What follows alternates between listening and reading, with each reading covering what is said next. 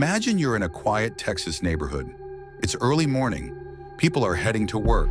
The air smells like coffee and car exhaust. Everything feels normal, but inside a small motel room just a few streets away, a man is kneeling over a body. He's not crying. He's not angry. He's calm. He believes he's doing God's work. And what happens next will shock the entire country. Chapter 1. A Troubled Beginning. Jason Allen Thornburg was born in 1980 in California. His childhood wasn't easy. He grew up quiet, distant, the kind of kid who always looked like he was thinking about something else. As a teenager, Jason was drawn to religion, but not just church on Sundays. He studied strange beliefs, mystical texts, ancient rituals. His mind was searching for something bigger.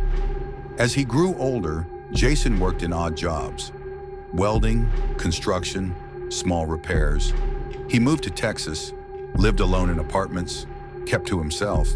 To neighbors, he was polite, a little awkward, maybe, but no one thought he was dangerous. He even told people he used to be a preacher. Some believed him, some didn't, but inside his mind, something was changing. Chapter 2. Signs of a Storm. In 2021, Jason's life took a dark turn. His girlfriend died in a house fire. Jason told police it was an accident. But there were questions. Why didn't he call for help sooner? Why didn't he seem upset? Police couldn't prove anything, so they let him go. But those close to Jason said something broke inside him after that. He became obsessed with death, talked about sacrifice, started studying symbols, crosses, flames, stars, numbers. He believed the world was full of evil, and that it was his job to remove it. That's when the killings began. Chapter 3. The Room of Horror. In September 2021, firefighters were called to a small fire behind a dumpster in Fort Worth, Texas. Inside the burning trash bin, they found something terrible. 3 dismembered bodies, cut into pieces, burned and left like garbage. Detectives worked fast. Security cameras showed a man carrying bins and bags from a nearby motel. They tracked the man to room 120, and when they opened the door, blood everywhere, on the walls, on the floor, even in the bathtub. They found knives, saws, cleaning tools, and books, religious texts, open to strange pages. The man staying in that room was Jason Thornburg. Chapter 4. The Confession. Jason didn't try to run. He didn't even look nervous. In the police interview, he sat calmly, and then he told them everything. He said he had killed 5 people, not out of hate, not for money, but because he believed he was chosen by God. He called the murders sacrifices. He said he had to kill 7 people to complete his mission. The police sat in silence as Jason explained how he invited people he knew into his motel room, how he prayed before the murders, how he dismembered their bodies in the bathtub, and how he set fire to their remains to purify them. He wasn't angry. He wasn't insane. He truly believed he was saving the world. Chapter 5. His Victims. Jason didn't kill strangers. He killed people he knew. May 2021. He killed a man named Mark Jewell, a friend from church. They talked about faith. Jason said Mark needed to be freed. June 2021. He killed Dustin McGowan, another friend. Then in September, he brought 3 people into his motel room: David Louris, Lauren Phillips, and Valerie Martinez. He said he chose them carefully. He waited for the signs. Then he acted. He tied them up. He used a knife. He cut them into pieces. After the killings, he went to get fast food, then came back to clean up. No panic, no second thoughts. Chapter 6. The Dark Faith. Jason told police that his faith was special, that most people wouldn't understand it. He talked about demons hiding in human bodies. He said the people he killed were not really people, but vessels of evil. He said God spoke to him, told him who to kill, told him how to do it, but there was no church, no priest, no followers, just Jason, alone with his thoughts and his mission. Chapter 7. Arrested and alone after the confession, Jason was charged with multiple counts of capital murder. The motel room became a crime scene. Police collected bags of evidence, blood samples, tools, books, and burnt remains. Reporters swarmed the area. Neighbors were shocked. "No way, not Jason," they said. "He was quiet, helped with groceries, smiled at my kids." But behind that smile was a man who thought he was cleansing the world. Jason didn't fight the charges. He said he accepted whatever punishment came. He was placed in jail, waiting for trial. No visitors, no followers, no more missions.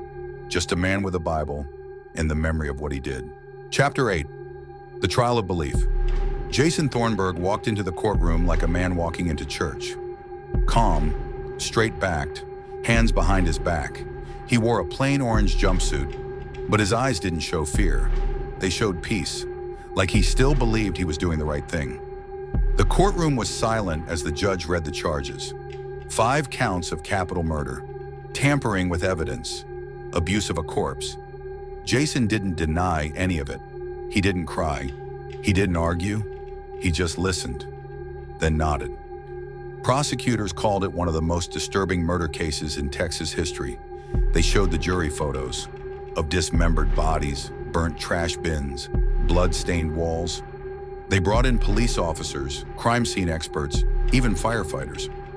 One by one, they explained how Jason had planned the killings, how he had cut the bodies into pieces using saws, how he had cleaned the bathroom after each death, how he had burned the bodies in public. Chapter 9. The Trial of Truth. After his calm confession, police began digging deeper. Inside Jason Thornburg's motel room, they found horrors beyond imagination. Bloody bathtubs, bleach stains, and notebooks filled with religious messages and strange drawings. Some symbols looked like they belonged to a personal ritual, something he believed God told him to do. He wasn't just hiding bodies. He was preparing them in his mind for something sacred. The room had once been a normal place, but now it felt like a chamber of sacrifice. When Jason was brought to trial in 2024, his lawyers claimed he was mentally ill. They said he had brain damage, possibly from a head injury or alcohol exposure in the womb. He had a troubled childhood. He believed God was talking to him. Maybe he didn't know right from wrong. But prosecutors disagreed. They showed the jury the truth. He had planned the killings. He bought bins to store bodies. He used bleach to clean the crime scenes. He dismembered people calmly. He returned some bins to the store, like it was just another chore. They played the video of his confession, where he spoke about sacrifice like it was normal. That's when the jury made a choice. They found Jason Thornburg sane and guilty of 5 murders. He was responsible. No doubt, no mercy. Chapter 10. Death awaits. Now came the punishment phase. Would he spend life in prison or face the death penalty? Family members of the victims stood in court, crying as they spoke. One mother said, "My daughter didn't deserve to die like that. He called her a sacrifice, but she was a person, a beautiful soul." Prosecutors revealed one more horror. Jason admitted he ate part of a victim's heart. He believed it gave him power. He believed it brought him closer to God. The jury didn't flinch. In December 2024, they sentenced Jason Thornburg to death. He was sent to Pulaski Unit, Texas' most secure death row facility. Now he lives alone in a small, locked cell. No hugs, no phone calls, no visitors. Only guards, steel bars, and silence. He spends his days reading the Bible. He prays, he writes. But no one knows what he truly thinks now. His story didn't disappear. The media called him a cannibal killer, a man who didn't kill out of rage or hate, but out of something he believed was sacred, a self-made prophet, a destroyer dressed as a messenger. That's what makes him unforgettable. Because Jason Thornburg didn't kill in secret. He killed with a smile in scripture, and now he waits for justice, one day at a time, one breath at a time. But even now, some wonder, was he done killing, or was he just getting started? Chapter 11. Waiting in the dark. After being sentenced to death, Jason Thornburg disappeared from public view. But behind the walls of the Pulaski Unit, he still existed, just not like the rest of us. His life now followed a strict pattern, 23 hours a day in a tiny cell, 1 hour alone in a cage outside, No sunlight, no conversation, no escape. Jason wasn't allowed to mix with other inmates. He couldn't talk freely. He couldn't walk more than a few feet without handcuffs and chains. Chapter 12. Looking for more, police re-examined Jason's past. They looked at places he lived: Texas, Arizona, Oklahoma. They pulled old missing persons reports, cold cases, unsolved murders. They searched the neighborhoods where he stayed. They questioned his co-workers at the electrician company. They even looked into churches he had visited, but no new bodies were found. Still, there were odd gaps in his timeline. One roommate in Arizona had vanished, but there was never enough evidence to connect the dots. And Jason's own words were confusing. He once said, "I've done bad things before, but those were different." What did he mean by before? Was he just talking about drugs, violence, or something darker? No one could be sure, but the fear remained. Had Jason Thornburg killed before 2021? Chapter 13. His own words. In prison, Jason began writing letters. Some were to his family, others to pastors, spiritual leaders, even news reporters. He said he had regrets, but never said he was sorry. He wrote, "The path I took was the only one I understood. I wasn't trying to hurt, I was trying to obey." Maybe the voice was not God, maybe it was something else. This raised new concerns. Had he believed in something evil, or had his mind betrayed him? Chapter 14. The silence of the families. The families of his victims tried to move on, but for them, the pain never faded. Melissa's brother stopped sleeping. David's mother kept his old jacket hanging near her bed. One family left town altogether, unable to walk past the places that reminded them of what had been lost. They didn't want documentaries. They didn't want podcasts. They wanted peace, but it never came. Because how do you find peace after someone dismembers your loved one and calls it a sacrifice? Chapter 15. Jason's final message. 1 year after his conviction, Jason sent out a final message through a letter published by a local reporter. It read, "The world is filled with corruption. I did what I had to. I was told to burn the evil. Now the fire's inside me." Many dismissed it as the rambling of a narcissist.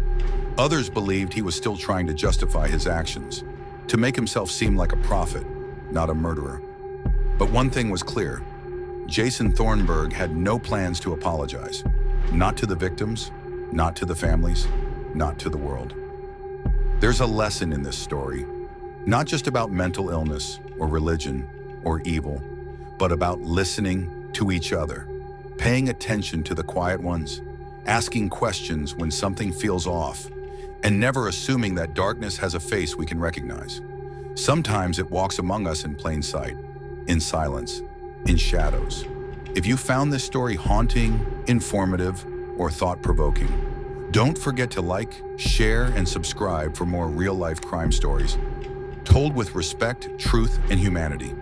Comment below, what warning signs do we miss in people like Thornburg? And what does justice really mean when the damage is already done? Stay curious, stay cautious, and as always, sleep with one eye open.